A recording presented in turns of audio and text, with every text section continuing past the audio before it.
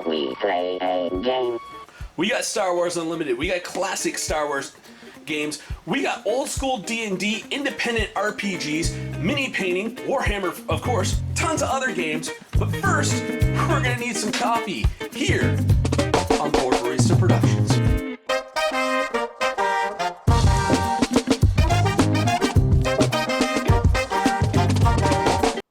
All right, recording has started.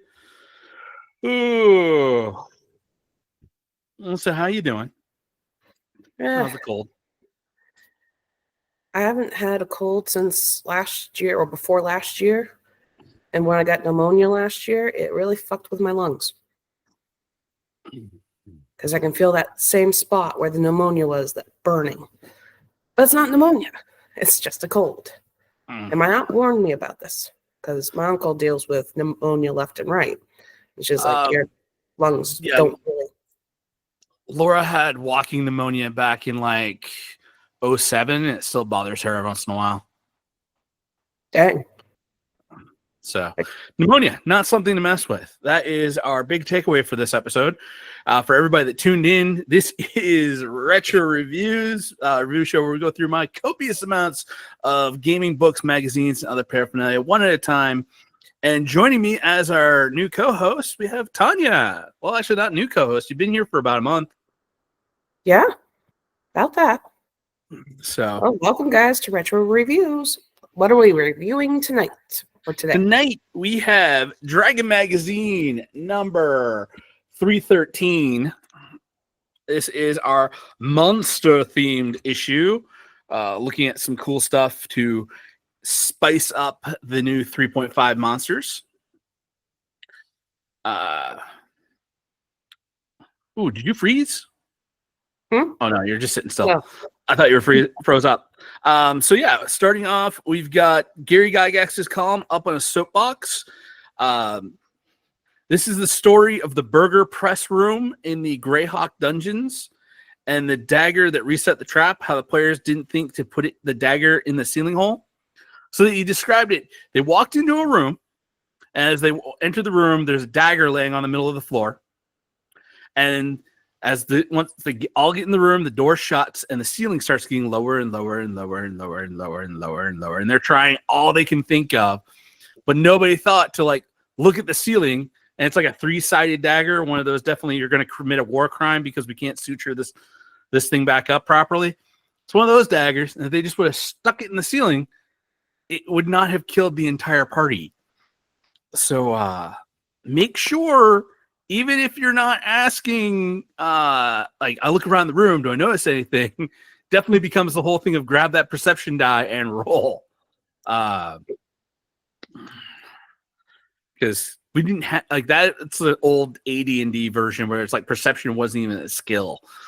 It was like, could I roll my wisdom to try to figure this out? DMs were not hand holding a lot with Gygax's days. Next article is Animal Ancestry. It is because in 3rd edition they created a thing where 3.5 they created it where you could play monstrous races. But you would slowly if it had a racial level adjustment above like a 1, you had to take class levels.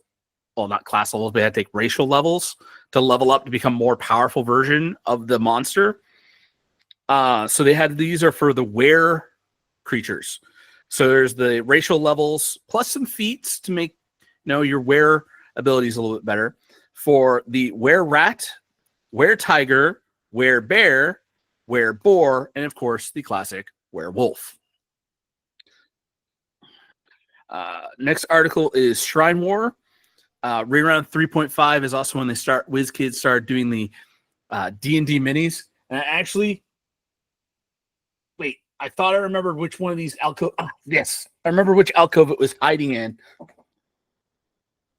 This is not the first set, but it's one of the later sets, the Demon Web, which was Drow themed. I've got one of these. All the minis in it are still like in their little plastic bags. My friend Sam, she found this at a thrift flea market, that big, huge outdoor flea market in Worcester that I on every Saturday, and it's like definitely like, ooh, need to go there every time I go there because I saw so many cool Star Wars stuff and Transformers and Magic and Pokemon. It's like gaming central nerd stuff all over the place. But yeah, so the 3.5 edition of D&D came out. They started introducing the miniatures more into the games. So they there was some terrain tiles because they ended up doing these 3x5 cardboard tiles that you build your terrain map for the miniatures game with.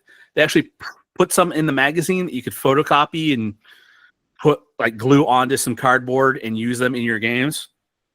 And they just had some rules for different stuff because they're adding in like terrain features.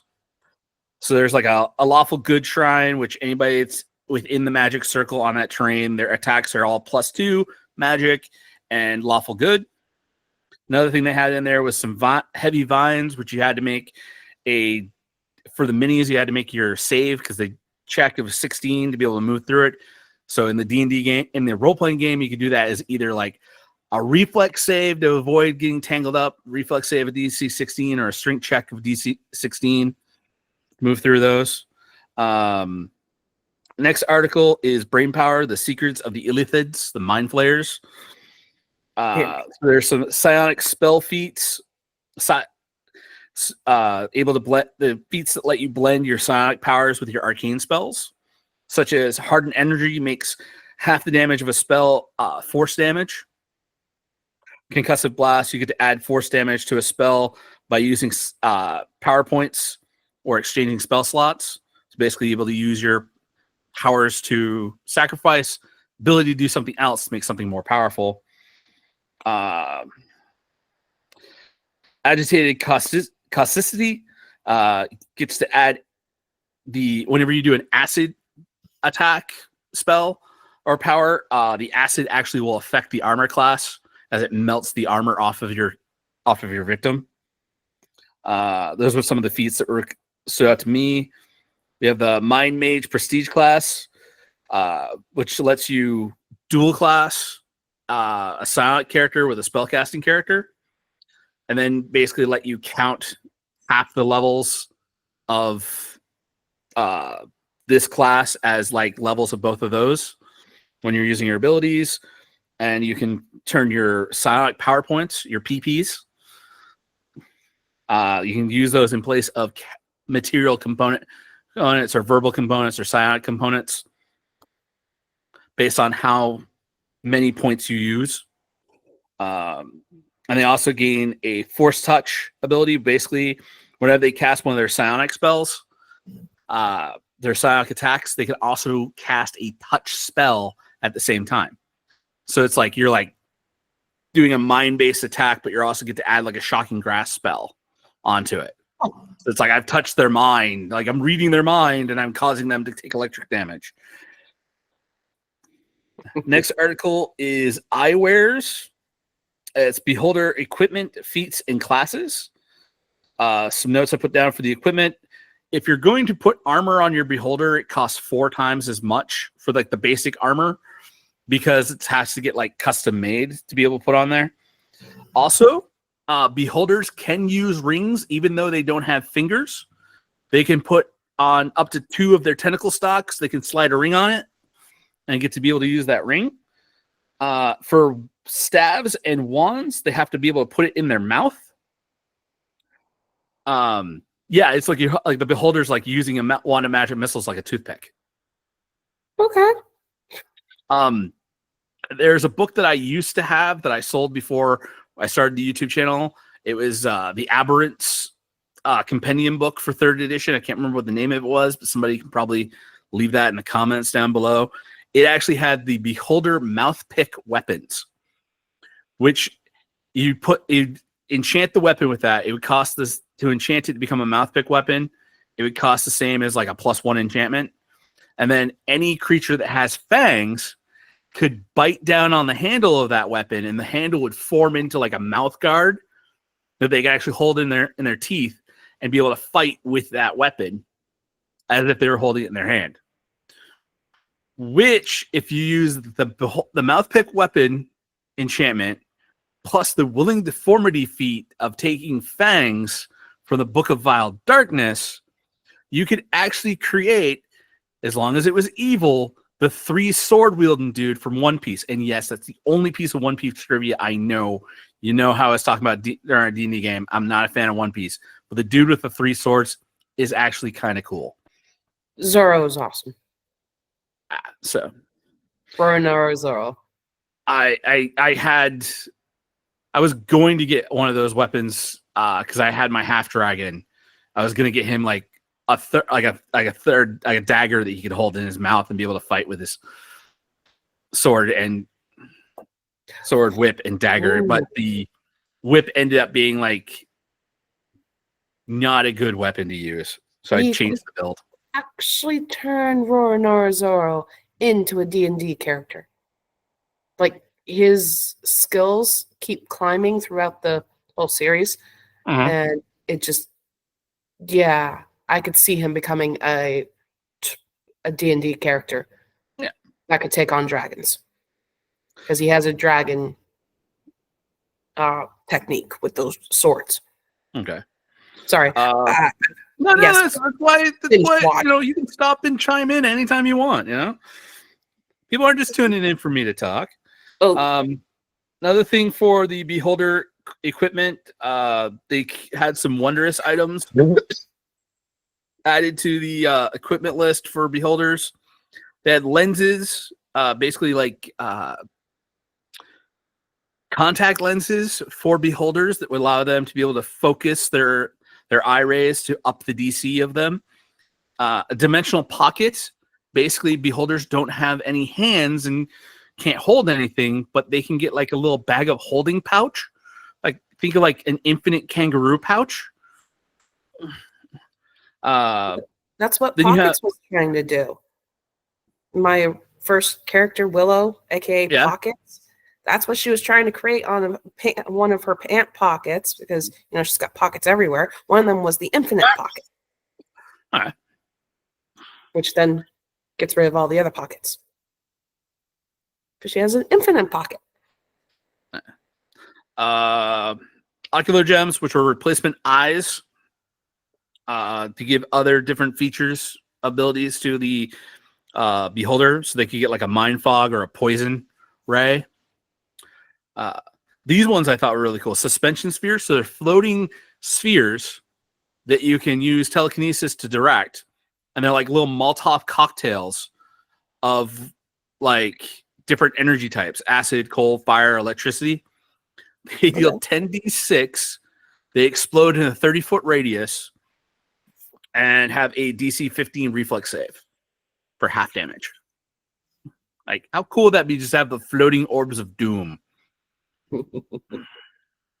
There's some feats to increase the movement abilities and enhance the eye stalks for Beholders. There's classes. The Ocular Mage empowers their eye rays, and the Unholy Abomination gives it some cleric-like powers to basically deal like evil necrotic damage to good line things. And next article is the Born of Death. It is half undead racial class races. So we have the Fetch, which is a half ghost, like a human or elf ghost love child. The Ghoul is a baby that's born when a pregnant woman is transformed by a ghoul into a ghoul. And it's the Ghoul is Ghoul. It's like GHUL instead of GHOU. It's not that long vowel sound. Okay. Catane, half vampire. We're talking Blade. We're talking Alucard. We're talking Vampire Hunter D. Yeah, Alucard from Vampire Hunter D. We're talking the dog. Yeah, Alucard was the main character of Vampire Hunter D. I thought you were talking about Alucard, Castlevania. Yes, watching all that. That name has been used, but for so many vampires. Yeah, but Vampire Hunter D. He was known as D. Oh yeah, that's right. Yeah. Alucard's Castlevania. Anyways, The classic, I'm a half vampire and totally awesome. Yes, you can play them. So, and then there's the Death Touch, which is a race that's actually descendant from different type, like somewhere in the family bloodline, a bunch of half undead permeated through it. So now we're a little bit undead. We're just a quarter undead, mostly alive. So there's racial stats for all of those. Basically, it ends up being like all of the weak. It's like all of the strengths, none of the weakness, but balanced enough to be playable as characters. So you don't get all the powers, you just get some of them. Okay. Next article is Ghost Elves. These are not actually ghost. They are elves, an elven subrace that's descendant from elves that live on the ethereal plane. They glow with a light. They glow with a light that's as bright as a candle. And they gain abilities connected with the ethereal plane as they level up. Like they can, at a certain level, they can actually take on a purely ethereal form. At like low levels, they can just like slip out of like restraints. I'm going to turn off the microphone real quick because unless he's going to zip it, you can hear Jake, right? A little bit. Okay. All right. Then it should be fine. He's not picking it up. Come on, lay down.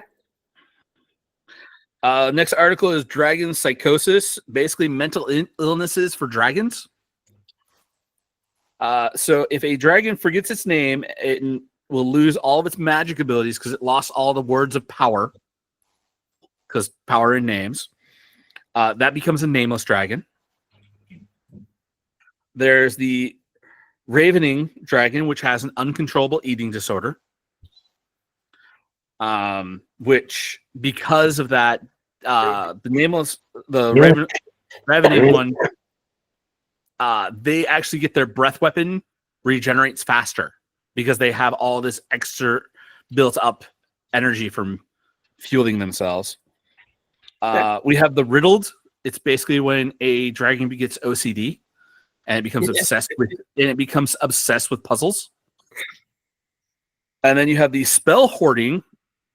Becomes obsessed with magic and starts to scribe its spells onto its scales. So they get a little bit more magical powers. And they can even, when they counter a spell, that spell actually gets stored onto their scales. So they can actually learn like new spells as they counter them. I've always thought that was kind of cool to have the dragons that have like the mystical markings. It's always like, wait, what? It's like, yeah, this is definitely a clue that you're going to be fighting something. This is not your average dragon.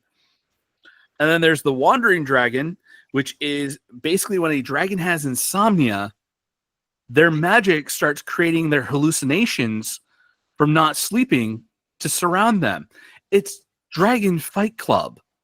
They're able to cast haste on themselves, and basically, yeah, they're surrounded by just illusions of their dream-addled state around them to just mess with everybody. Next article is the Elder Serpents of Set. These are huge evil snake clerics of the evil god, one of the evil gods on Faerun, which is the world that the Forgotten Realms setting is based on. And so we have notes on creating them as NPCs, some new snake-based spells and feats. Next article is Strange Bedfellows. These are half monster templates. So you can actually have these are some of the more we get around bound chicka wow species in the monster manual. So we got half doppelgangers. So they get limited shapeshifting. You got the half Jinai, which are half Jinn, which gain the ability to teleport to the elemental planes once per day. We have the half Minotaur, which has a above average direction sense and the ability to track people through their sense of smell. We have the half Nymph, which can cause beauty to shake their opponents. So basically, I think that gives you a -2 on your combat rolls. It's like you basically get to do the Zoolander, like, I'll give you my pretty face. And now you can't attack me as well. Yeah, the half ogre, they count as being one size bigger, and for anything that deals with giants, they count as a giant. You have the half Rakshasa. I can never pronounce that right. Rakshasa. I have to say it in a weird tone. Basically, they half demon cat people. Oh, okay. They get claw attacks. They get disguise self 3 times per day, and damage reduction 5 versus non. So if you attack them with a item that isn't piercing damage or magical, they ignore the first 5 points of damage from it. Then you got the half satyr, which counts as a fae for any racial fae related stuff, and they also have low light vision. Next, we have the Guild Secrets, which is an article where they talk about a different guild organization you can use as NPCs or villains in your campaigns. This time, it is the Reapers of Strife. It is a guild of war profiteering merchants to use as bad guys in the campaign. So these are the guys that are selling the arms and equipment, but also causing the 2 different nations to go to war with each other. Some nice background bad guys to use. Next article is part of the Wizards Workshop, which is the DM and player focused section of the magazine. The first one is the Adventures Askew. So what to do when your game goes off plan. They have a 3-step process. It's called Stop, Look, and Listen. Stop is to basically set up a little speed bump for the players so they don't run off in this new direction they want to go into that you haven't planned for. Good idea is just if they're out in the wilderness, have somebody make a listen check. They hear something weird, so they're going to stay and like look around for like, what was that? I don't know. It sounded like something roaring and rustling off in the distance, and you can just have them kind of like go on a wild goose chase for a little bit while you're like, okay, let's try to figure out what we're going to do here to get them back on task. Or how can I move stuff around the map to figure out where we can go with this. Look is also that while you're stopping everybody, you're looking around to like, okay, how can I adapt my plan to fit in what the players want to do right now? And listen is to take notes on how your players, on what your players want to do and think the game should go. Some of the best ideas to tangent off as a DM when last time I was running a Pathfinder game, any side comments my players would throw out during the game of stuff they want to do, I was making notes of that. I'm like, okay, I know exactly where this came. I was basically letting the players write the campaign. And tie all this in together, keep it all organized. Use your notes, journals, a campaign log. Keep the stuff somewhere where it's written down so you can come back and reference to it. And that will all be good for you. Next article in the section is the Sage Advice. This is the monthly FAQ column. Yeah. So before we had the internet, we had Reddit, we had direct messages to talk to professional DMs and all that cool stuff. We had either Dragon Magazine or an 800 number you could call in to get advice for how do we handle this in game. So some of the stuff that I had for takeaways, interesting stuff. You don't have to declare all of your targets for an attack when you do your attacks at the start of your action. Yeah, it's a carry. Like a lot of DMs think that because it's a carryover from a lot of miniature war games, like 40K, where you have to basically say this unit is attacking this unit and declare all your shooting or all your melee into the thing that you're attacking, and then go through and roll. D&D, no. If you've got 4 goblins coming at you and you're able to shoot 4 arrows, you don't have to be like, I'll give an arrow to each one. You can be like, arrow. Okay, arrow. Did it drop? No. Okay, second arrow. It dropped. Okay, third arrow. Oh, that one dropped. Okay, fourth arrow's going over to the third dude. You don't have to. You can choose to switch them up throughout your attack. The other thing is, tieflings are considered to be outsiders. If they are evil, they will get burned by holy water. Okay. And if you have a miss chance, like a percentage chance to be able to miss something when you're rolling to an attack, just because you rolled a critical hit does not mean you don't roll the miss chance. You can still, like if something's got like a 50-50 miss chance, you still have to roll the percentile dice in order to actually hit it. The crit does not negate miss chance. Those last two things about the tiefling and the miss chance, those are ones that I'm like, oh, wait a second. That caught me by surprise. Ooh. So blade at level 5. Huh? The tiefling. The tiefling gains flame blade at level 5. And that's in 5th edition, right? I don't know. Just says tieflings D&D. You're probably looking at like a lot, like unless you're looking specifically for unless you're specifically looking for stuff, then it usually comes up being 5th edition. Well, whatever the one D&D or D&D 2024. Like they've come up with 2015. So yeah, that would be 2015. That'd be 5th. Yeah. The 2024 thing is, yeah. I won't pick up that book. I'm not either. Like we started doing a D&D club at the school I teach at, and we're using the same 5th edition book that we're using in our games right now. We're not using the new one because they've changed so much in the edition. There's a school down in a section of Massachusetts, like closer to New York than Boston area, that actually has a D&D thing going on. I was a little surprised. I didn't expect the person to be a D&D person because I've posted about it on my page.